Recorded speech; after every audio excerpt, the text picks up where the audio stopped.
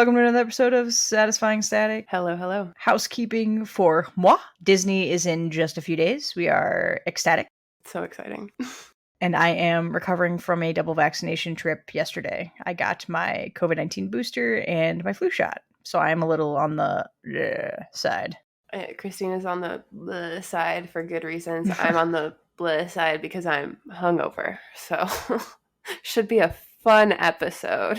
It was my friend's birthday last night, okay? So it's a little rough today. You know what's really cool about having lots of friends is that there's a birthday every day. There is a birthday. There's literally a reason to go out every weekend. I have too many birthdays on my calendar. Not going to complain though. Just means I have a lot of friends who I love and love me, and that's a blessing. So, but holy crap, my liver. R.I.P. your liver. I think that's it for me for housekeeping. I did want to give you one little update. I got rid of the mouse. If we remember the mouse that I had. Yes. Did you find, was it a humane trap? It was. It actually was. You and another person told me the same thing. Like, it's not going to work. Just get a snap trap. And I was like, I can't. Like, I literally can't be sitting here on a meeting. I totally don't blame you. Like, and hear it go out. Like, I can't. So I was like, I'm just going to try it. It's like $8. If it doesn't work, fuck it, whatever. Within 2 hours, it was in there. It was already in there. And then I was like, fuck, now I have to pick this thing up and take it outside. Correct. That is the next step in that. Yes. And you have to do it super far away or they'll run right back. Right. So, I mean, I did it like in the alley and by someone else's house. But of course, there was that nonsense where I have this mouse like freaking out in this little container. And I'm like trying not to panic and drop it and free it. And then I was struggling to get the back open so I could free it. God. And then once I did that, it didn't want to leave. So I was like shaking it upside down. Like, it was the whole thing. And I was like, okay, I don't know if this was better or worse, but you know what? It's done. So how big was it? It was tiny. It was like a tiny little field mouse, like not even the size of my palm. Okay, palm of hand size. All right, cool. It was small. Like, and the thing is with mice, like I've had cats my whole life. We've definitely had live and dead mice been brought to our house before. And then for a while I owned mice, like little white Peter mice. Cool. So they don't scare me that much, but I do know that they're mean when they're cornered and they will bite you. So I do get nervous, but I knew it was small. I had seen it run back and forth a couple times. So I was like, oh, that's right. Okay, I know it's just a small little guy. But yeah, I was like, I have to tell Christine. Do we think it's just one? Do we think it's over? You know what? Every day since I've gotten rid of it, anytime I hear a noise that sounds like it's in my cabinets or in the kitchen, I pause the TV and I'm like, is it a mouse? You know? I'm like, I still got traps. Like, oh, it's cool. We're going to get rid of that one too. But I do think it was just the one. I cleaned everything out, right? Like made sure all of the mouse poop and everything that was there was gone. Yeah. And nothing new showed up. I haven't heard anything. So I think it was just the one. And I think Marie brought him in. So I think we're good for now until Marie brings home another friend. Yeah, Marie probably stunned him, brought him in as a toy, and then he woke up and ran away when Marie wasn't looking. Yeah. And then Marie was like, oh, I'm bored with that toy. I don't like it anymore. Right. So I'm just going to leave it in your cabinets. Oh my God. Olivia still has some serious mouse paranoia. She once had a mouse in her previous apartment. We have not had one here, knock on all the wood. But now every single time she sees like a small black something, whether it's like a seed or no. She's like, it's a mouse. This is mouse turd. This is a mouse. I'm like, it's really not, actually. It's really not. Oh my God. No, but I get that though. It's like for one little mouse, it living in my cabinet for like a week, it was disgusting. Like, and honestly, when I picked up the trap, there was already so much poop in it. I was like, how long have you been in here? Like probably 14 seconds. Literally, yeah. He was probably in there as soon as I heard him. You know what I mean? So like, yeah. I was like, this is insane. This is just too much poop. What a conversation. Great episode. All right. What a happy update, though. The mouse was removed from the place unharmed. Yes, yeah. Now the termites, that's a different... Termites? Apparently. Oh, I didn't wow, okay, I guess I do have some housekeeping. I have some like legitimate serious housekeeping that needs to be done. So yeah, after one day, I don't know, I was like, opened my screen door and there were all these little bugs with wings on my screen door. And I was like, what the fuck is this? And then I looked down and there was like dozens of them like on my windowsill and like on the floor. And I was like, what are these? And I was like trying to Google like ants with wings because that's kind of what they looked like to me. And nothing was coming up. It wasn't right. And I was like, how do I get rid of these? So I sent a picture to my friend who lives here because in my mind, my silly little head, I was like, what is this weird California bug that I've never seen before? Yeah, sure. And she was like, friend, those are termites. You have termites. And I was like, oh, okay, cool. What do I do? Never had this issue before. Panic. And maybe I shouldn't admit this on the internet.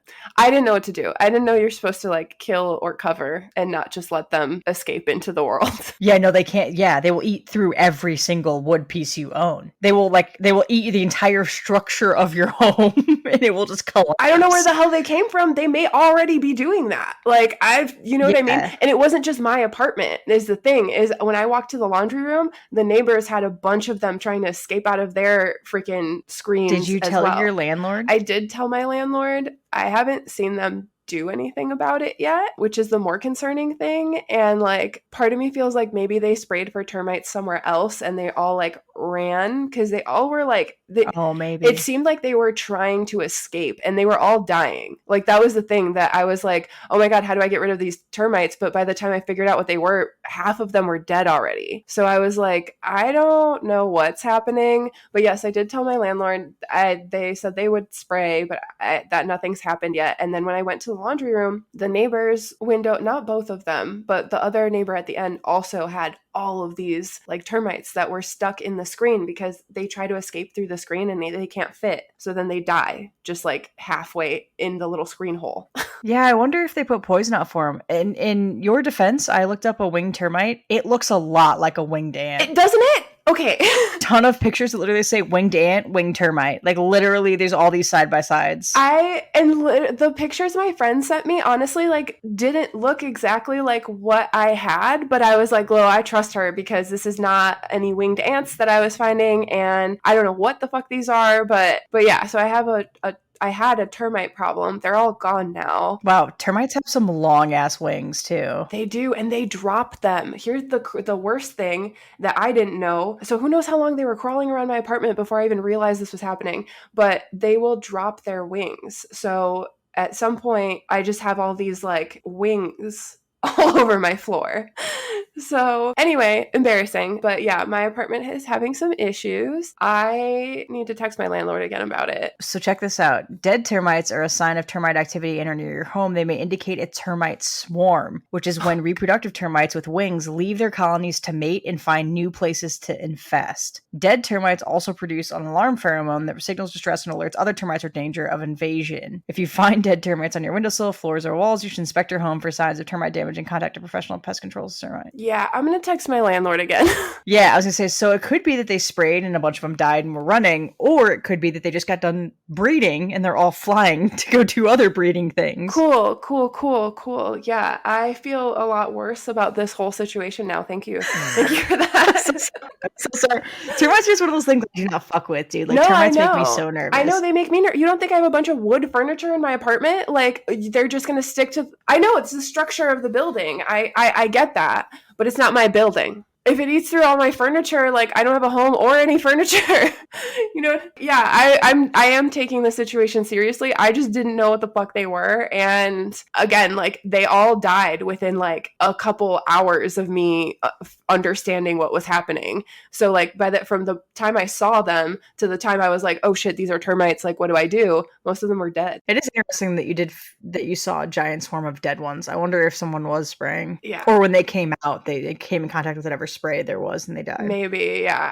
I don't know. And now my theory has all gone to shit because it could have just been a breeding swarm. Who knows? Right. Because some of them did survive, or maybe they didn't. I don't know, because I did open my screen door and there was a bunch of dead ones in front of my door for a while. That is literal housekeeping. So sorry for you. R.I.P. your home structure. Oh, yeah, I guess I'll keep you guys updated because now I am a little paranoid about it. Yeah, let us know if that has to evolve into anything. Good God. I will be texting my landlord again. I have not seen it. No one's come by my apartment. Yeah, so that is my housekeeping, literal housekeeping. My house is falling apart. Literal housekeeping, yeah. Oh, one other fun fact. Me and Olivia tried to buy new pillows. We wanted new pillows because we don't like our pillows that we're sleeping with right now. Mhm. And we bought them and we slept with them last night. And we were really excited about them. And then we both woke up this morning with very stiff necks. Oh no.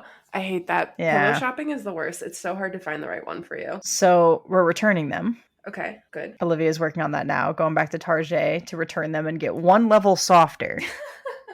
I think we got medium firm, and it said ideal for back and side sleepers. And we're like, oh, we're back and side sleepers. This is going to be great. And then we woke up this morning, and I like rolled over to her, and I was like, how do you feel right now? And she was like, I don't know. I was like, my neck hurts. And she's like, mine too. I was like, okay. Oh, I can send you the link to my pillows that I love if you want. They're off of Amazon, but they're basically like stuffed with memory foam pieces. So it comes like super firm, but you can pull out chunks to make it as soft as you want it. So I probably pulled out like an entire shopping bag full of them before my pillow got to the level that I want it, and it's still very like fluffy and firm. Wow. So I did like, that's the one thing that kind of saved me, because I hated buying pillows from Target and then buying a new one every like 6 months because I couldn't fucking do it anymore. Yeah, I did have to look up how to recycle our pillows. I think we can send it with textile recycling. We're gonna see how that works. Yeah, okay.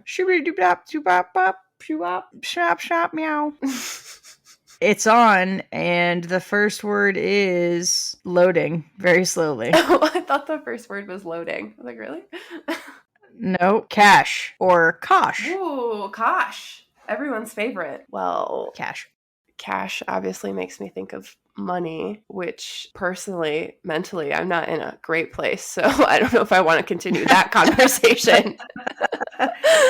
Everybody is suffering in this economy. Yeah, right. I mean, like, not even like personally financially, although yes, that's been a thing, but just like that makes me think of people using me or thinking that I have money when I don't, and like changing tune when they find that out. Like, yeah, that's where my head's at with that. So I don't love that. But also, I fostered a dog named Cash, and he was a super sweet dog, but had been terribly abused, and so was super skittish and had some issues, and I have a scar on my thumb from him. But he ended up with like a cute family who was like big dog lovers and had like a little boy, so I know he's super happy. But I think about him sometimes because he was such a good dog and he was so cuddly. Like, he loved me so much. If I wasn't moving to California, I absolutely would have tried to keep him. My brother and sister-in-law's dog, one of their dogs' name is Cash. It's a little chihuahua. I love that. That's cute. Yeah. He's got anger problems. He's a grumpy little chihuahua. Yeah, they have anger problems. So mad and so scared, he just pees on the floor right now. Oh my god!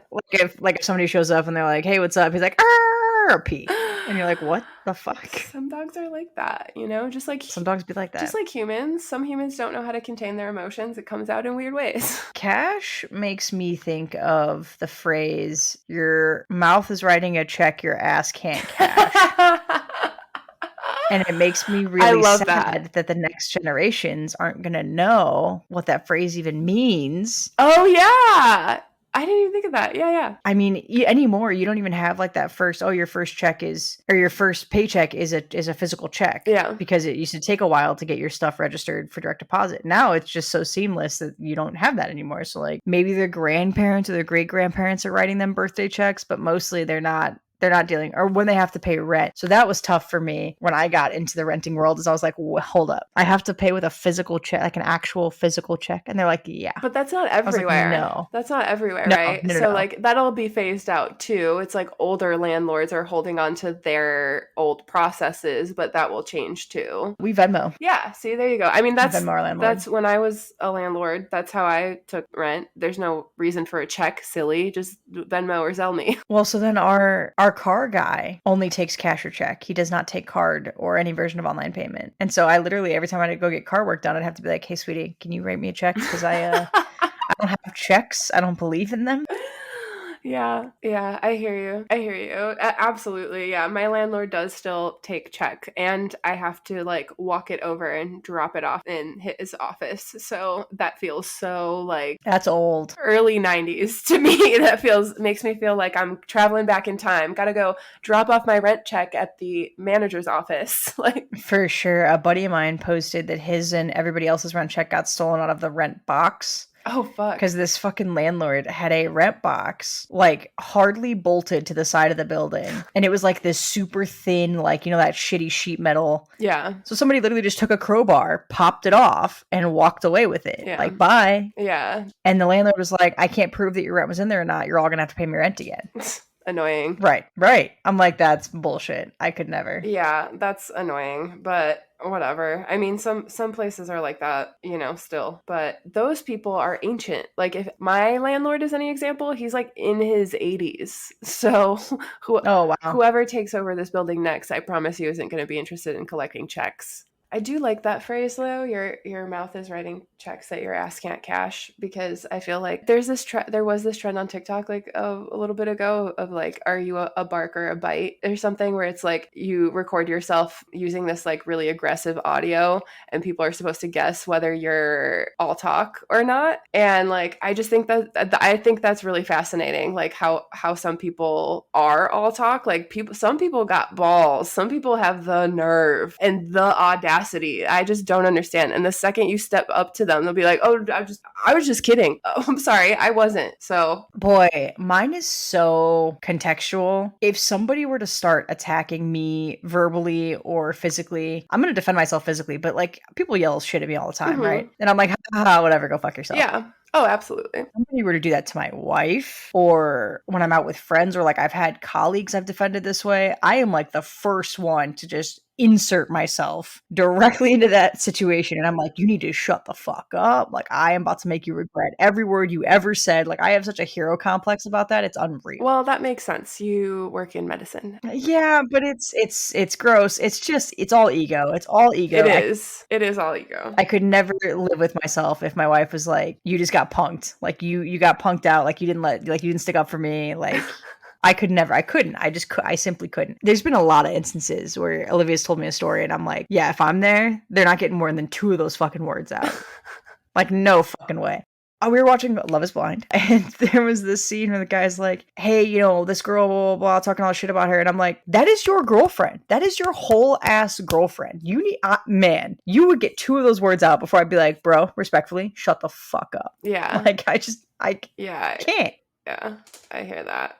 But if it's about me, I'm allowed to bark when it's about me. I'm like, you can just make fun of me. My feelings are pliable. It's fine. I feel like I very heavily used to be like that. And like I've mellowed out quite a bit. And I carefully choose my battles now. So like some people, it's just not fucking worth it. Like you're going to say some shit, you're going to say some shit when it comes to stuff like that. But like if you are not taking a hint, you are continuing to be aggressive. I've already been clear with you multiple times. I don't speak. There's no more words. I'm going to make sure you understand you need to get the fuck away from me. Yeah, I think that's true too. I have a threshold, and once you get up and over that threshold, it's like, okay, now we're in the major leagues. I mean, and like for context for anybody, look, I, of course, try to avoid fighting at all costs. I'm not like a confrontational person by nature, but I will protect myself and I will protect my friends. And I have an added bonus for people who don't know me in person. I'm a tall woman. I'm a so fucking very tall, big girl. She's so fucking tall. I'm 5'9". I'm not petite. And I have a fucking attitude problem. People back down for me if I step up to them. A lot of times I don't have to do anything except be quiet and stand too close to you, and people will back up. So Maggie does have a presence. This is actually so accurate. She really does have a presence. I mean, honestly, if she stepped to you, you'd be like, oh shit, I'm sorry. Are you in the WNBA? My bad. No, but for real, people do. And it is just that. It's just that I'm tall. It's not that I'm like extra tough or whatever. And like I always say this, like my whole life, like I'm happy to step up because of what you said, that phrase. Like some people are just talk. And if I stand in front of you and look intimidating, and you're just talk, you're going to turn around and talk at somebody else because you're not going to want whatever the fuck is coming out of me. So a lot of times, like, it's literally about shutting down the talk and just being like, okay, well, what are you going to do about it now? Because I'm ready. Are you ready? Yeah, that's happened to me at work. I once had a guy, I was like, all right, time to go, man. Time to go. You've been discharged. Time to go. He's like, what are you going to make me? I was like, I don't have to, but if you want to try to make me, I certainly will. And then he was like, well, we don't need to do that. I'm like, oh, okay. Right. That went quick. Right. Exactly. Exactly. It's always like that. It's always somebody who's like, oh, well, you think you're tough? I do. Do you? How are we going to find out who's more tough? Let's go. I don't think I'm tough at all. I know I can be tough, and you acting like you're tough probably means you aren't. So here you go. Right. Literally, exactly that. Like, it's so funny to me because, like, I'm so nice, such a pushover. I let everybody walk all over me, but I have been dragged out of bars. I have been asked to leave because I was threatening patron a little too aggressively. A little too aggressively. That was her fault. She was being a bitch. She was not, look, again, all of these situations, it was always somebody else was instigating and they did not expect me to stand up. And that's what happened. And then I get pulled out because I'm the one who's now ready to fight. Right. I listened to an episode on a podcast not too long ago about cash and the credit cards lobbying against cash. Oh, God. Yeah. Because you can't regulate cash like you can credit cards. Right. Mm-hmm. And so COVID really put one of the last nails in the cash coffin because everyone was like, ooh, cash is dirty, despite there being multiple studies that say that cash actually doesn't carry much on it. Well, that doesn't have anything to do with it. It's because, like you said, you can't control it as much. You can't watch people's spending activity as closely if they have cash. Credit cards got really a big boost because they could say, oh, and it's being like COVID conscious because you're not handling money. You're just tapping stuff. Yeah. So it was like, gotcha, another big media swing against it. True. Yeah. They made like a totally cashless Super Bowl, I think in 2020 or 2021. And that was planned before COVID. But then they played it off like it was to be COVID compliant. What else did I want to say about that? Oh, cash also makes me think of Johnny Cash. Sure. Mostly because I've been listening to a lot of Zach Bryan lately. And I don't know if you guys knew, because I didn't know that he is like not just country singer. He's like a folk singer, like a troubadour. Yes, Zach Bryan. And he reminds me a lot of Johnny Cash. So I've been enjoying the new album a lot. And it's because it's giving heavy Johnny Cash vibes. Yeah, Zach Bryan, Troubled Soul. Troubled Soul. He sounds like Johnny Cash, and the new album is good. Yeah, he's a great performer. He's a great songwriter. He's a great musician. Great musician. Personally, he might not be the best person. So he very is a la Johnny Cash. You know, for sure. I feel like a lot of artists have troubled souls. It's tough to be a clean artist. It's tough to be a clean human. Yeah, no, it is. It is. There's jokes that Will Ferrell is the only comedian that does not come from an extremely tortured past. Is that why he's not that funny? Oh, or why his brand of humor is not as easily latch-onable as others. Yeah. Because most comedians you meet in real life are like huge assholes and very dark and very not funny. And Will Ferrell comes from like the perfect family upbringing, everything else. And then people meet him and they're like, oh, he's a fucking gem. And everyone's like, oh, right, because he didn't come up like raised like terribly. Oh, his comedy doesn't come from tragedy. Oh, no. Yeah, his comedy does not come from trauma. Yeah. Well, you know, but some people love him because there are people, I guess, in this world who were raised like that. And so they can relate to him. Me, on the other hand, not so much. We're a Mitch Hedberg kind of family here. Okay. He's super hit or miss for me. There's some stuff that he's in that I think he is absolutely hysterical in. There's other stuff that he is in that I'm like, you could have never made this film and nobody would have cared otherwise. Yeah. Okay? Oh, absolutely. Absolutely. Yeah. The only movie I've ever walked out of in a theater was his movie. The Sherlock Holmes he did. I stopped watching his movies after Anchorman 2, to be honest with you. I saw the second Anchorman and I was like, oh, never again. No. Can't really blame him for that. So the first Anchorman was like a weird cult classic that like really gained popularity in kind of a weird way. It's hard to replicate popular things like that. Yeah. It was a of the moment kind of movie that captured it was a hit because there was a lot of good one-liners, and that's kind of how society was working at that time. It's not how it works anymore. So it's like Bridesmaids was the same way. It's so good because it's so quotable. Yep. Yeah. And it's just hard to make movies like that now. But It really anyway, is. I don't remember why we started talking about Will Ferrell. But for anybody who loves Will Ferrell, I'm not talking shit about him. I do think that he's a talented comedian. He's just not really for me anymore. And there's a lot of brands of comedy. That's fair. You can have that feeling. That's fair. The only other thing I have about cash is, boy, I hardly ever use it. And so I had to open a bank account out here to start depositing what little cash I was collecting so that I could transfer it into actual bank accounts that I use. Wow. Because I like didn't have a reason to carry it with me. And when you recycle your cans, they give it to you in cash. And when you cash in lottery tickets, they give it to you in cash. And I didn't have a bank out here at all. I'm still banking through the Midwest, so I had to open a bank out here. So that's interesting that you bring that up because when I first moved out here to Long Beach, I was like, Long Beach was a little bit behind because so many people took cash. Like it's pretty common out here, and like so much so that people were like handing out and taking $2 bills. And I was like, where do you get a $2 Oh bill wow. from? And like dollar coins, like, Wow. which was so weird to me. But yeah, so like you and I just live very, very different lives because I literally I have a cash on me all the time for that reason, but also I go out, so it's handy. My thing is, would rather cut off, I don't know, an inch of hair than ever charge or use an ATM that charges me a fee. Oh, okay, that's fair. So if I had a free ATM out here, I'd probably feel a lot less bad about it. But Olivia also doesn't because she banks with USAA, and USAA, they like reimburse your ATM fees or whatever. And she often has at least like $80 of cash on her. I just don't. I don't believe in it. I'm like, if you can't take my tap credit card, get out of here. I'm not carrying extra things for you. That's funny. I have a tiny little front pocket wallet. It's this big. It holds 6 cards, and that's it.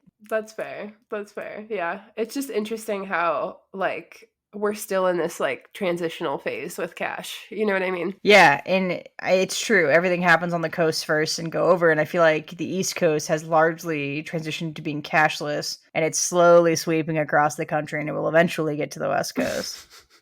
I feel like LA is pretty good, but yeah, out here, I don't know. People like cash. So there's a lot of bars out here. They're still cash only. Really? Yep. Mm-hmm. I have never encountered a cash only bar.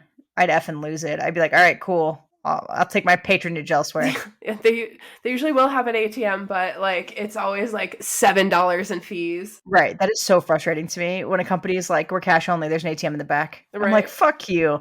Now you're gonna get my 8% fee or whatever. And I'm like, oh, I know, but there's still a lot of bars out here like that. So having cash on hand is nice. But yeah, I think that was all I had to say about cash. yeah, after we're done with this episode, I'm gonna go on a deep dive on how ATMs work. Is that where your brain is hyper focusing right now? Who services these ATMs? Are the business owners in charge of these ATMs? Can you just buy an ATM and put cash in it? Like, how does that work? I'm just so curious. For a little bit, I was getting really weird reels on Instagram about like easy side hustles, and one of them was side hustles. One of them was to own ATMs because you can own them and service them yourself apparently. Wow. And just like collect the money out of them or whatever, or refill them however often you need to. All of those videos seem like hella scams. So I didn't research any of that further. And that seems really weird to me because you're just showing up with a suitcase full of singles and refilling your machines. Like, what the fuck do you do? That could totally be it. I've come across a lot of those videos for like laundromats and car washes. People that own car washes and laundromats that go and refill their change machines with literally hundreds of stacks of ones or fives or whatever. And all those quarters. So many quarters. Right, yeah. Well, you can do that and report back to us because I am now a little curious how ATM machines work. But until I'll let you know. Until we switch entirely, I take cash out when I go to the grocery store, and then I just always have like a 20 or something on me. That's smart. You just use your debit card and then just ask for your cash back. Yeah. That way I'd avoid the fees and stuff, especially if I know I'm going out and I'm like, oh, I need to go to the store anyway. Great. And I'll just take out 40 or whatever. Yeah. That tracks. Now that it seems like we're winding down with this episode and Christine's still not looking very healthy, this seems like a good place to wrap up. So until next time.